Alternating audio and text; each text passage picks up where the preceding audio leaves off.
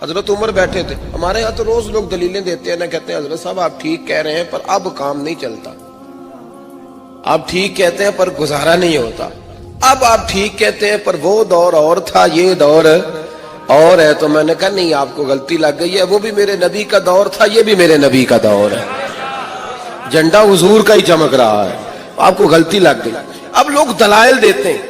हजरत उमर घर में बैठे थे तो उनका बेटा भी साथ बैठा था, किसी मसले पर बात होने लगी। हजरत उमर ने अपनी बात की मजबूती में नबी पाक अलैहिस्सलाम का एक फरमान सुनाया।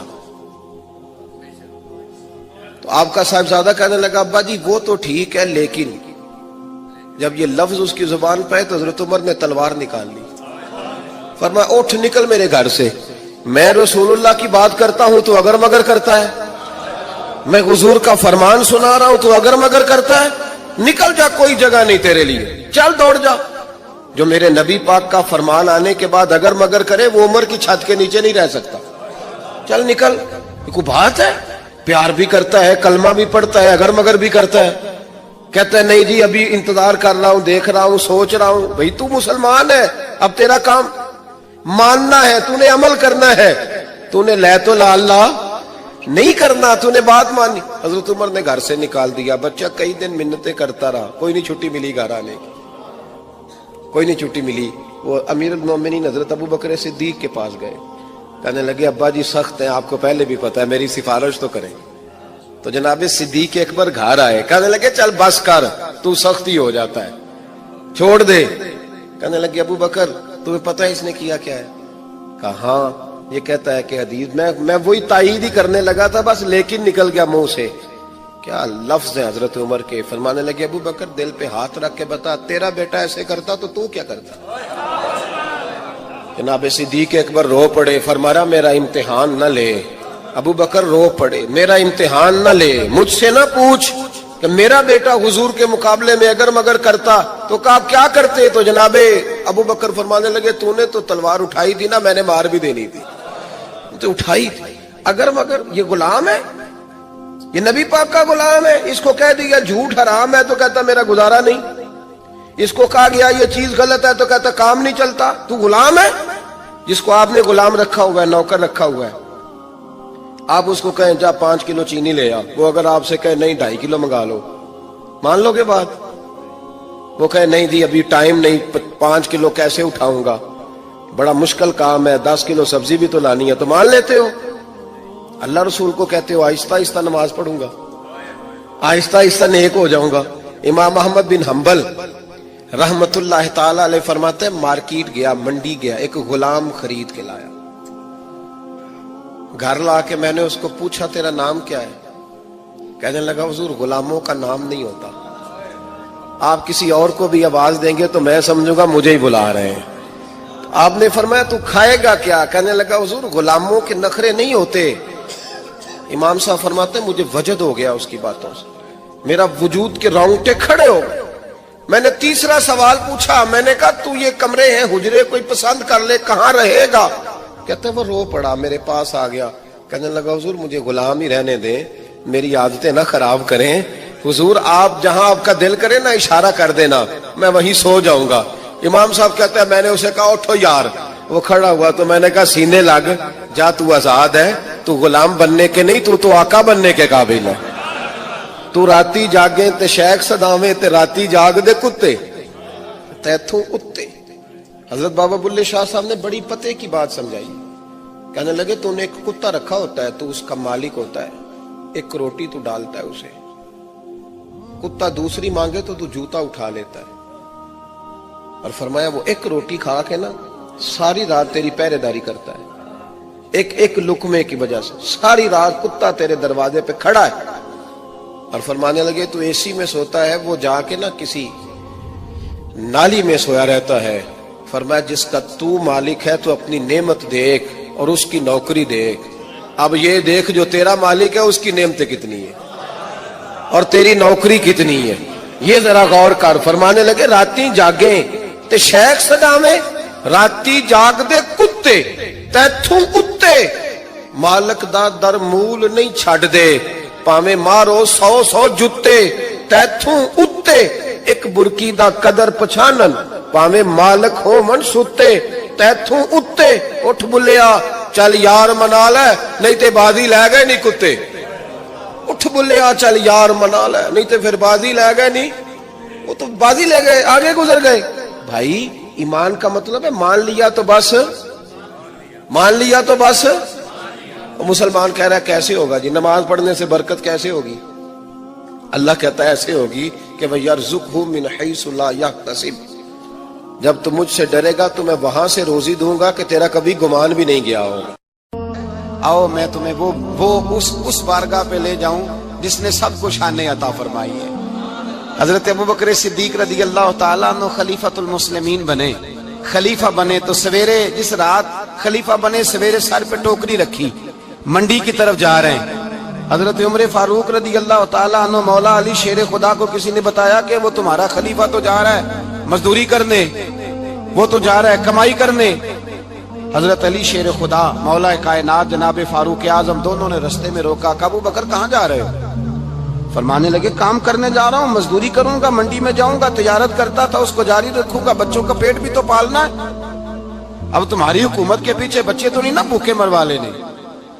मैंने कुछ करना तो है हजरत उमर कहने लगे चला आके बैठ हम सहाबा को इकट्ठा करते हैं और माले गनीमत से तेरा वजीफा लगाते हैं आपको वजीफा मिलेगा माना तो आप बैठ करके मस्जिद में तो ड्यूटी करें बैठ गए मुशावरत हुई तो हज़रत अबू बकर सिद्दीक रज़ी अल्लाह ताला अन्हु से पूछने लगे जनाब बतलाइए आपका कितना वजीफा लगाया जाए तो हज़रत अबू बकर सिद्दीक फरमाने लगे उतना लगा दो जितनी एक मजदूर की तनख्वाह होती है तो एक सहाबी बोल के बड़े मीठे और धीमे लहजे में कहने लगे अबू बकर अगर तेरा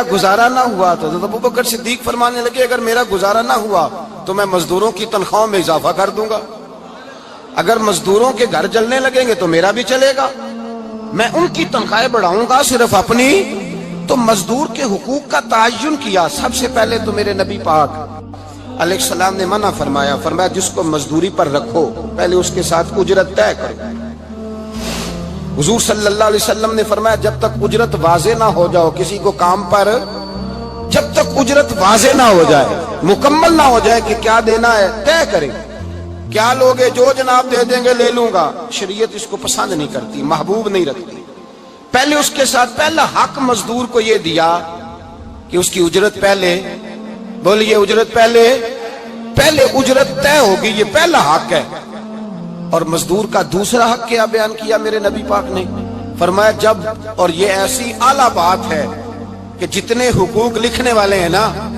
जितने बैनुल अक़वामी सतह पर इंसानी हुकूक का चार्टर बनाने वाले हैं वो कहते हैं कि ये ऐसा नुक्ता हुजूर ने बयान कर दिया है कि इससे आगे को बढ़ ही नहीं सकता ये ऐसी बात है कि जिसकी शरह भी कोई नहीं कर सकता मेरे हबीब करीम अलैहिस्सलातु सलाम ने फरमाया पहले तय करो और क्या खूबसूरत लफ्ज है कानून बना दिया फरमाया जब मजदूर मजदूरी कर ले तो उसका पसीना खुश्क होने से पहले उसे अदा कर देना उसका पसीना खुश्क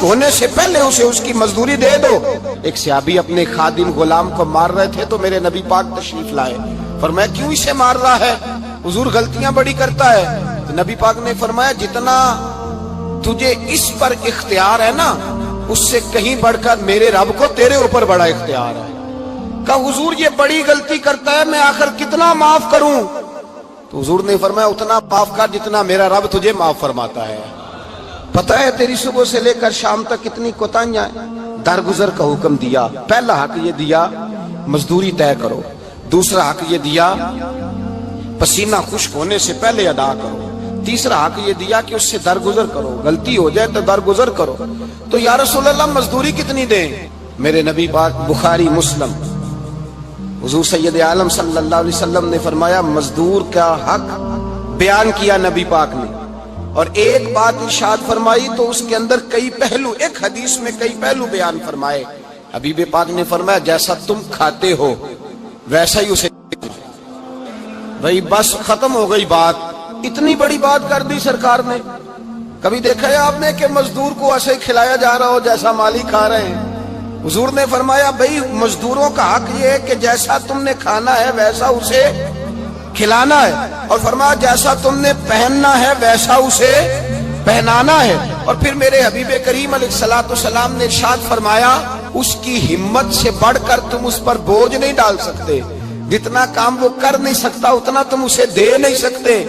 اور فرمایا اگر اتنا کام دینا ہے جو اس کی ہمت سے زیادہ ہے تو میں اس کے مالک کو کہتا ہوں وہ بھی اٹھ کے مزدور کے ساتھ کام پہ لگ جائے، اٹھے اس کے ساتھ کام میں شریک ہو جائے۔ مزدوری کا بھی تعین فرمایا، اور پھر اس کو کام کس مقدار کا دینا ہے، مزدور کو کس قدر زیادہ اس پر بوجھ ڈالا جائے گا، یہ بھی مصطفیٰ کریم نے بیان فرمایا۔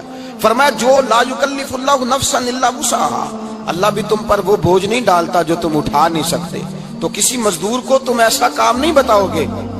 حضرت عثمان غنی رضی اللہ تعالیٰ عنہ ایک دن حضرت عمر فاروق سے کہنے لگے عمر بس کر دے یار، تیرے بعد بھی تو لوگوں نے خلیفہ بننا ہے، کیسے کوئی تیرے رستے پہ چلے گا؟ تو حضرت عثمان غنی سے جناب عمر کہنے لگے کیا ہو گیا؟ آپ فرمانے لگے کل میں دیکھ رہا تھا کہ لوگ باغ میں مزدوری کر رہے تھے اور آپ امیر المومنین ہو کے ان کا ہاتھ بٹا رہے تھے، ہاتھ بٹا رہے تھے۔ تو حضرت عمر کہنے لگے بوڑھے تھے، بیمار تھے، مزدوری کر رہے تھے تو پسینہ بہہ رہا تھا، کیا ہو گیا اگر تھوڑا سا میں نے ساتھ دے دیا؟ حضرت جناب سیدنا فاروق اعظم یہ لفظ کہتے ہوئے رو پڑے۔ آپ فرمانے لگے میں کسی بادشاہ کا شہزادہ نہیں، میں بھی اسی باپ کا بیٹا ہوں جو اونٹ چرا کے گزارا کیا کرتا تھا۔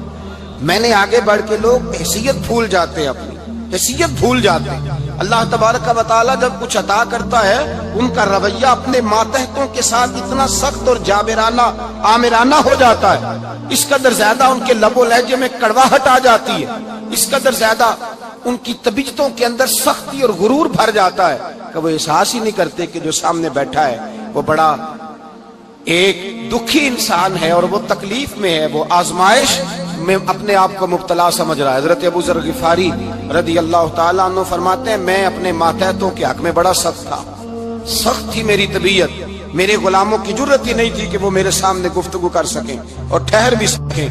فرماتے ہیں جس دن میں کلمہ پڑھنے گیا، جس دن میں حضور کی بارگاہ میں، تو میں نے کہا حضور کوئی خاص نصیحت؟ تو نبی پاک نے فرمایا میری نصیحت تیرے لیے یہ ہے کہ جیسا تو نے کھانا ہے ویسا ہی غلام کو کھلانا ہے، جیسا تو نے پہننا ہے ویسا ہی غلام کو پہنانا ہے۔ حضرت ابو ذر کہتے ہیں جو میرے اندر کمی تھی وہی میرے نبی نے نصیحت کر دی، جو میرے اندر کوتاہی تھی وہی غیب جاننے والے رسول نے بتلا دی۔ فرماتے میں گھر گیا، جب میں جاتا تھا تو ملازموں کا سانس خشک ہو جاتا تھا، وہ کانپنے ہانپنے لگتے تھے کہ جانے اب یہ کیا کرے گا۔ حضرت ابو ذر غفاری فرماتے میں گیا، ایک شخص سے میں نے کہا کھانا پکاؤ، کھانا پکایا، دسترخوان پہ لگایا اور اپنے سارے ملازموں کو کہا آؤ یار میرے ساتھ بیٹھ کے روٹی کھاؤ، آؤ سارے میرے ساتھ بیٹھ کے کھانا کھاؤ۔ فرماتے ہیں انہوں نے کھانا کھایا، پھر میں ان کو بازار لے گیا، جیسے کپڑے میں پہنتا تھا ویسے ہی میں نے ان کے لیے بھی خریدے۔ فرماتے ہیں میرے غلام کہنے لگے آقا خیر تو ہے نا، خیریت تو ہے نا، کیا ہوا؟ مزاج مبارک تو ٹھیک ہے، کیا ہو گیا؟ اور یہ جو ہم فضا کو اتنا خوبصورت دیکھ رہے ہیں اور یہ جو ہم اتنی پیاری ریم جھیم برستی دیکھ رہے ہیں، یہ جاری رہے گی یا ایک دن کی ہے؟ تو حضرت ابو ذر غفاری رو پڑے، کہنے لگے اب تمہیں ابو ذر غفاری بدلا ہوا ملے گا، اس لیے کہ اب میں وہ نہیں رہا، اب میں رسول اللہ کا کلمہ پڑھ کے غلام مصطفیٰ بن گیا ہوں، اب میں بدل گیا ہوں، میری طبیعت بدل گئی۔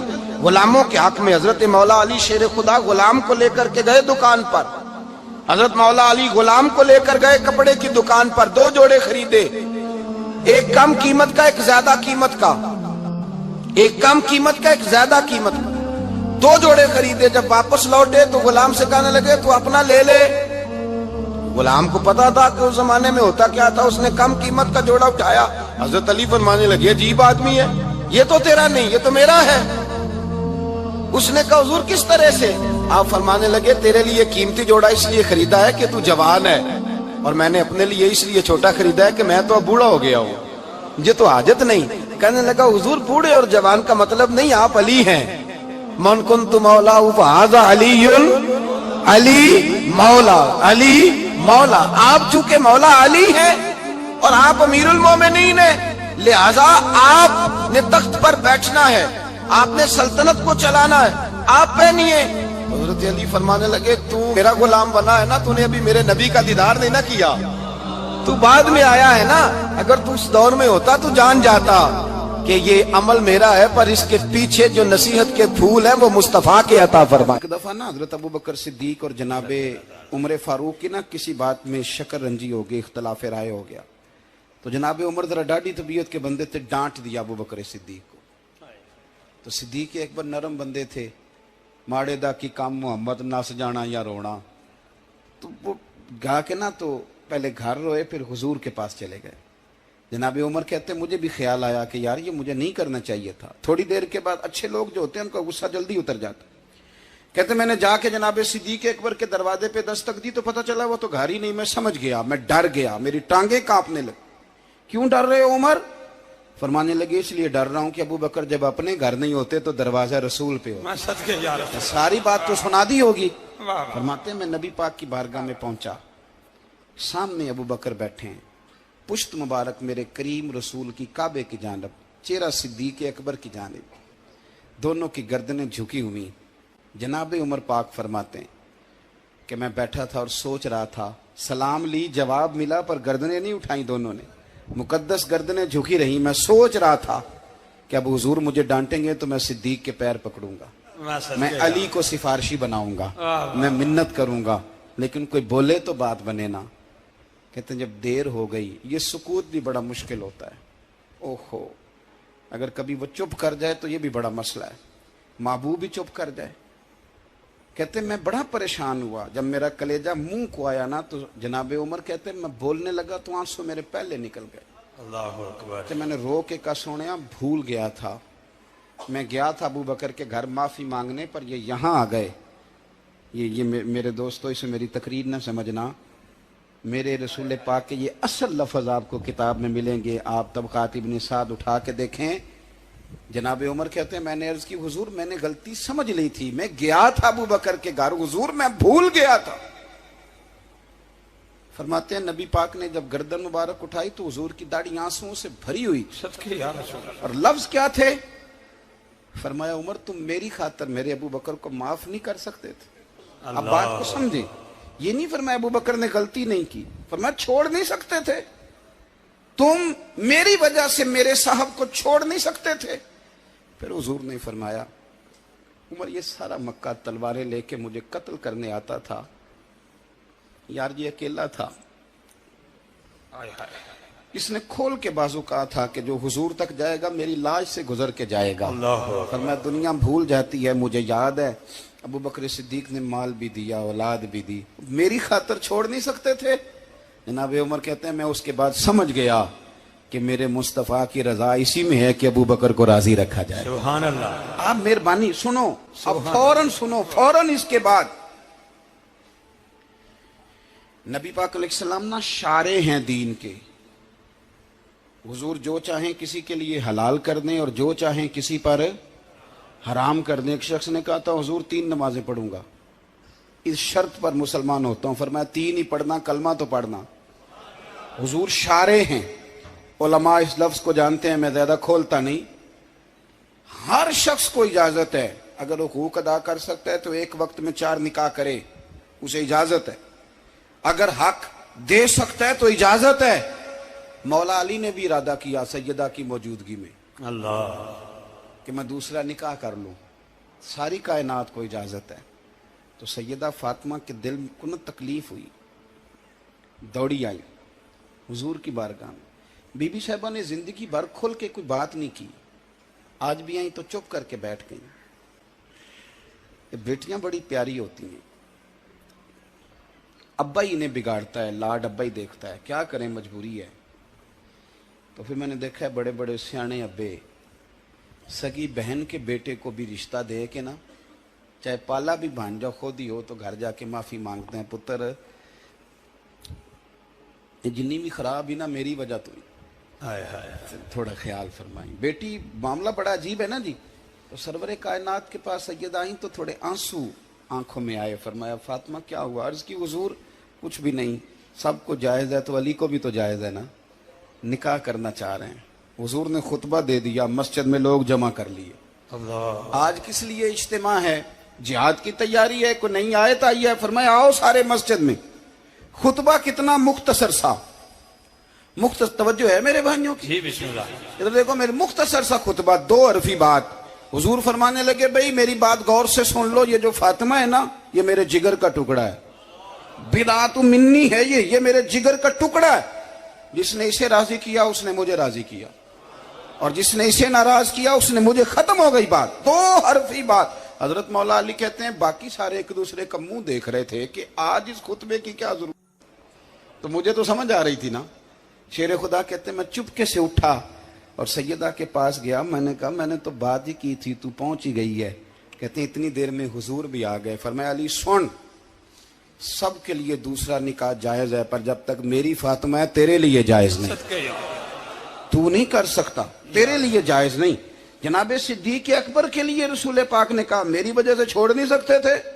سیدہ پاک کے لیے فرمایا جب تک میری بیٹی ہے تیرے لیے جائز ہے. ادھر سنو، قرآن مجید نے کہا قل لا اسألکم علیہ اجرا. ہم آیت تبرک کے لیے ہمارے یہاں پڑھی جاتی ہیں اور تبرک کے لیے سنی جاتی ہیں. کائنات کا بہت بڑا ادیب شاعر سارے بندے کٹھے کر لے تو جو 2 لفظ قرآن پاک نے اہل بیت کی شان کے لیے کہہ دیے، صدقے یا رسول اللہ. مقابلہ نہیں ہو سکتا. بات کو سمجھیں.